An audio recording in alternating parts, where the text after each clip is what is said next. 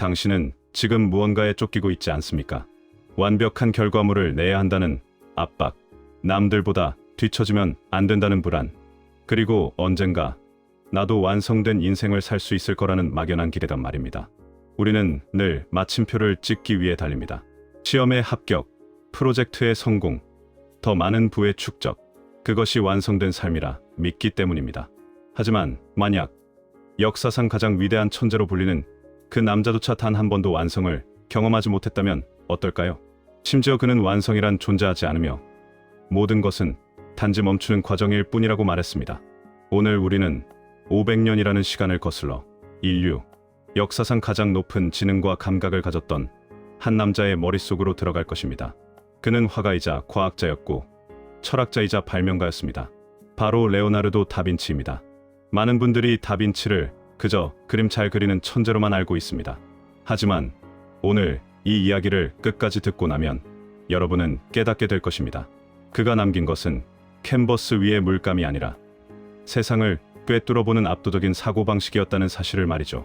당신이 지금 인생의 미로에서 길을 잃은 것 같다면, 혹은 열심히 살고는 있지만 도대체 어디로 가고 있는지 모르겠다면 잠시 멈추고 이 영상에 집중해 주십시오.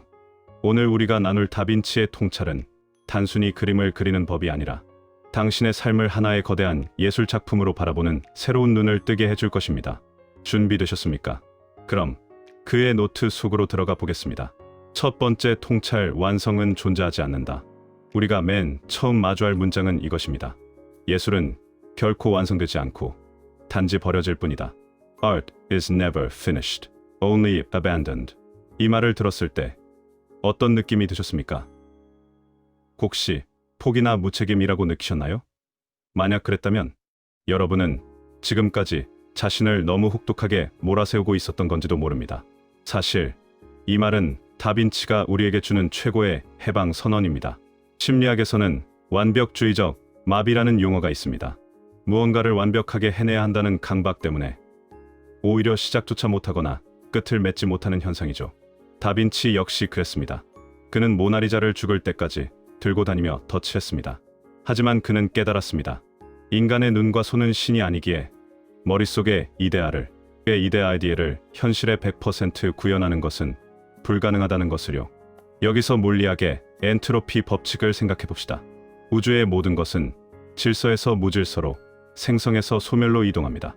고정된 완성 상태란 죽음뿐입니다. 살아있는 모든 것은 끊임없이 변합니다. 그러므로 다빈치의 버려진다는 말은 실패가 아닙니다. 그것은 놓아줌입니다. 현대 IT 업계를 보십시오. 실리콘밸리의 혁신 기업들은 완벽한 제품을 내놓지 않습니다. 그들은 베타 버전을 출시하고 끊임없이 업데이트합니다. 완료가 완벽보다 낫다는 말은 다빈치의 철학과 맞닿아 있습니다. 여러분이 지금 붙들고 있는 그 프로젝트, 그 고민, 그 관계, 완벽해질 때까지 기다리고 있나요? 다빈치는 말합니다. 그만 붙들고 세상에 내놓아라.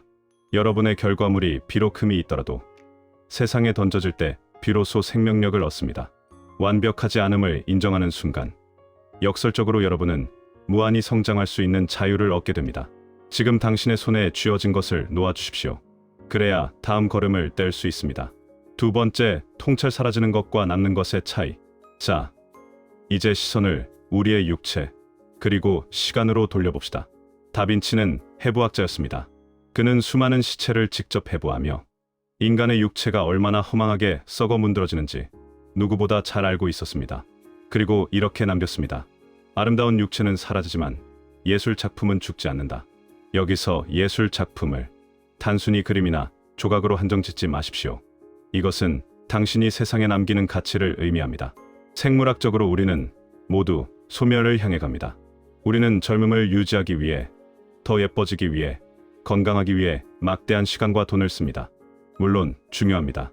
하지만 다빈치는 묻습니다. 그 육체가 사라진 뒤에 당신은 무엇으로 기억될 것인가? 철학자 한나 아렌트는 인간의 활동을 노동과 작업으로 구분했습니다. 노동은 먹고 살기 위해 생존하는 행위입니다. 하지만 작업은 사라지지 않는 무언가를 만들어내는 행위입니다. 다빈치에게는 그것이 그림과 발명품이었습니다. 스티브 잡스에게는 그것이 아이폰이었고 평범한 부모에게는 올바르게 키워낸 자녀일 수도 있습니다.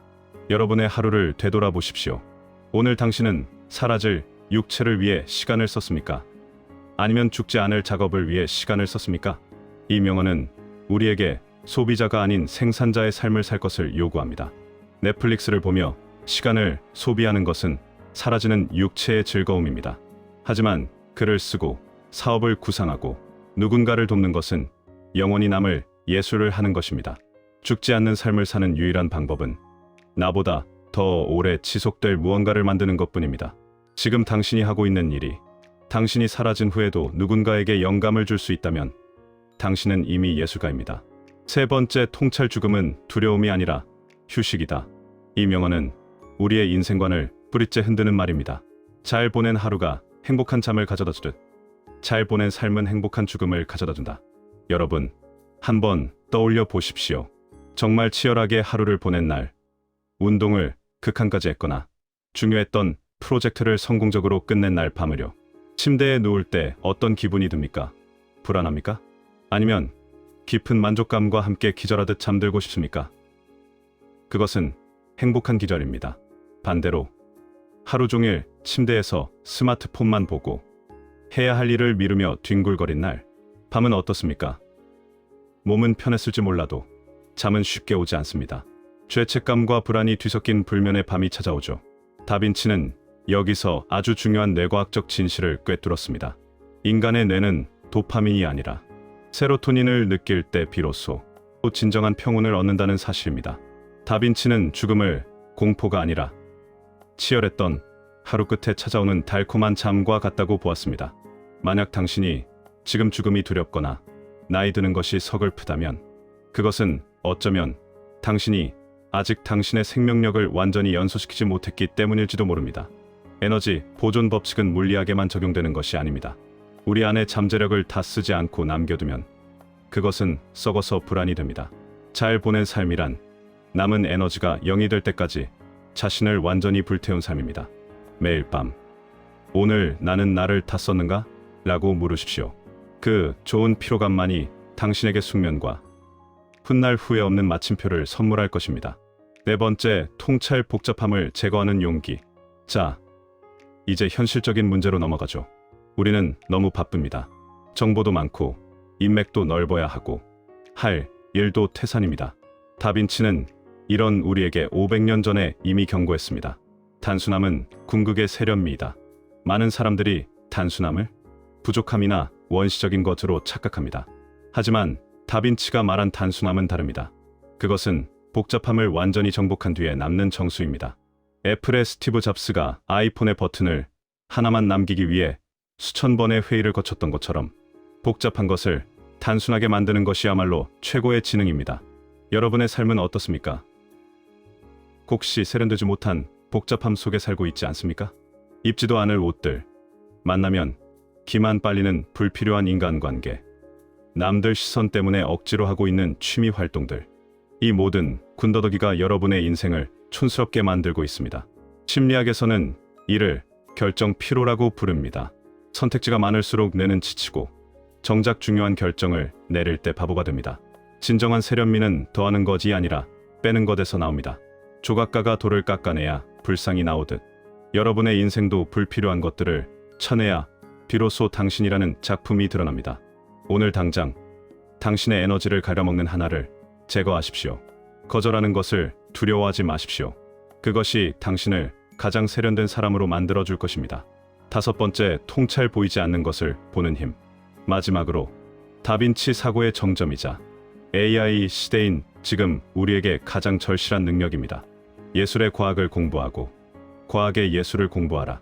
감각을 발전시키고 보는 법을 배워라. 모든 것이 서로 연결되어 있음을 깨달아라. 다빈치에게 예술과 과학은 다른 것이 아니었습니다. 그는 인체의 해부학 과학을 연구해서 모나리자의 미소예술을 그려냈고 물의 흐름 자연을 관찰해서 도시의 하수도 시스템 공학을 설계했습니다. 현대 사회는 우리에게 전문가가 되라고 강요합니다. 한 우물만 파라고 하죠. 하지만 다빈치는 말합니다. 담을 넘으라고. 주식 투자를 잘하고 싶습니까? 그럼 차트만 볼 것이 아니라 대중의 심리학과 역사를 공부해야 합니다. 마케팅을 잘하고 싶습니까? 인문학을 통해 인간의 욕망을 이해해야 합니다.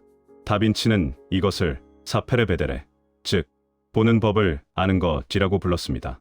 남들이 사과가 떨어지는 것만 볼 때 뉴턴은 그 뒤에 숨겨진 중력이라는 연결고리를 보았습니다. 이것이 통찰력입니다. 세상 모든 것은 연결되어 있습니다. 당신의 식습관이 당신의 업무 능력과 연결되어 있고 당신이 읽는 책이 당신의 연봉과 연결되어 있습니다. 이 연결고리를 보는 순간 당신의 인생은 파편화된 조각들이 아니라 하나의 거대한 오케스트라처럼 움직이기 시작할 것입니다. 지금까지 우리는 500년 전의 천재 레오나르도 다빈치의 머릿속을 여행했습니다. 어떻습니까? 그가 단순히 그림만 잘 그리는 사람이 아니었다는 것이 느껴집니까? 그는 평생을 이완성 속에 살았지만 누구보다 치열하게 관찰했고 복잡한 세상 속에서 단순한 본질을 찾아냈습니다. 많은 분들이 묻습니다. 어떻게 하면 다빈치처럼 천재적인 창의성을 가질 수 있나요? 비법은 멀리 있지 않습니다. 다빈치는 항상 허리춤에 작은 수첩을 차고 다녔습니다. 그리고 눈에 보이는 모든 것을 적고 그렸습니다. 새의 날개짓, 물의 흐름, 사람들의 표정. 그는 세상이라는 도서관에서 끊임없이 관찰했습니다. 오늘 저는 여러분께 한 가지 제안을 하고 싶습니다. 이 영상이 끝나면 스마트폰을 잠시 내려두고 작은 노트 하나를 준비하시오. 그리고 그것을 다빈치 노트라고 이름 붙이세요. 거창한 목표를 적는 게 아닙니다. 그저 오늘 당신의 눈을 사로잡은 것, 당신이 느낀 감정, 스쳐 지나간 엉뚱한 아이디어를 기록하십시오. 왜 오늘 상사는 화를 냈을까? 왜 이 카페의 의자는 편안할까? 내 불안은 어디서 오는가? 이 사소한 호기심들이 연결되는 순간 당신의 노트는 100억짜리 아이디어가 되고 당신의 삶을 구원할 철학책이 될 것입니다. 기억하십시오. 다빈치의 명언처럼 예술은 결코 완성되지 않습니다. 당신의 인생도 마찬가지입니다. 완벽하지 않다고 해서 지금 당신의 삶이 실패작인 것은 아닙니다. 우리는 모두 죽는 그 순간까지 붓을 놓지 않는 과정 속에 있을 뿐입니다. 타인의 시선에 맞춰 당신을 깎아내지 마십시오. 대신 불필요한 것들을 쳐내고 당신만의 단순함과 본질을 남기십시오. 그리고 끊임없이 세상을 관찰하고 연결하십시오. 그렇게 하루하루를 잘 보낸 삶으로 채워간다면 언젠가 우리에게 마지막 잠이 찾아오는 날 우리는 웃으며 말할 수 있을 것입니다. 참으로 아름다운 여행이었다고 말이죠.